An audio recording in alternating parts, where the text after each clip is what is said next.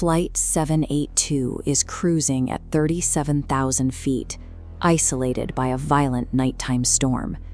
Inside the dimly lit cabin, the only sound is the low hum of the engines and the rattle of the fuselage. In row 14, corporate lawyer Daniel Hayes sits motionless. When a flight attendant approaches, she finds him staring forward with pale, lifeless eyes.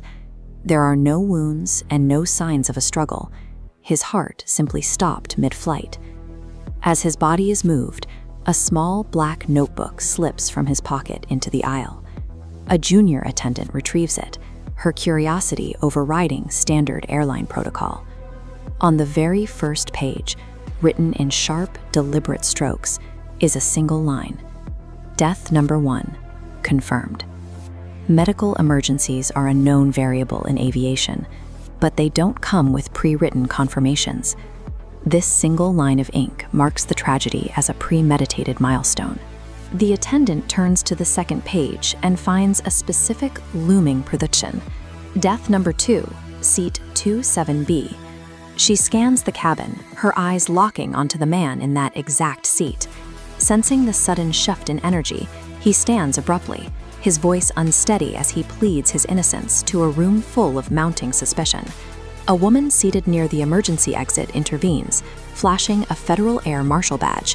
She takes command of the cabin and confiscates the notebook, her training already shifting toward a threat assessment. As she flips through the pages, she finds a meticulously calculated list, their exact seat numbers and specific methods of death. Every name is a part of a larger, terrifying sequence. This ledger transforms the cabin into a map of targets.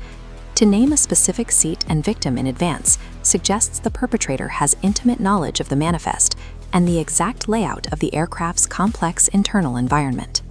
Realizing the threat is systemic, the Air Marshal forces her way into the cockpit, under emergency authority to secure the flight controls. Inside, the cockpit is silent. The captain and co-pilot are unresponsive, slumped over the illuminated panels.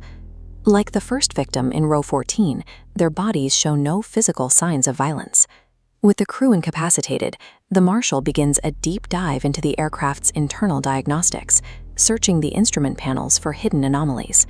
By infiltrating the aircraft's control systems, the perpetrator turned the mechanics of flight into a weapon, bypassing every traditional security checkpoint on the ground.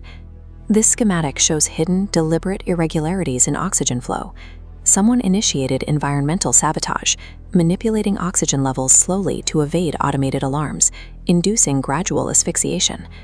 This airflow manipulation aligns perfectly with the notebook sequence of deaths. Each victim sat in the next depleted zone. Executing this layered manipulation requires an inside-out mastery of commercial aviation systems. Whoever planned this understands the aircraft's life support tolerances better than the engineering crew. The cabin has become a modular, sealed execution chamber, where the very air is managed with the precision of a clockwork mechanism. The physical toll is spreading through the cabin.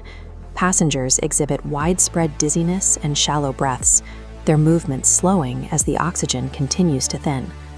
The Marshal attempts to call for help, but the aircraft is in complete radio isolation. No signal can leave the fuselage, cutting the flight off from the rest of the world. She finds the notebook left open on the cockpit console. On the final page, the ink is still wet, as if the last entry was being written by an unseen hand. The final sentence targets the only person left standing. Final death. Federal Air Marshal, witness to the system. Her role as an investigator was another variable in the calculation.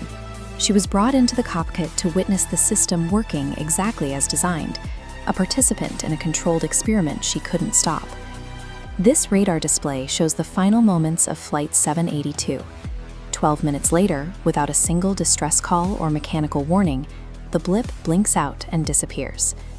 The official investigation on the ground found no wreckage and no debris field. With no physical evidence to analyze, the event was sterilely classified as a systems failure.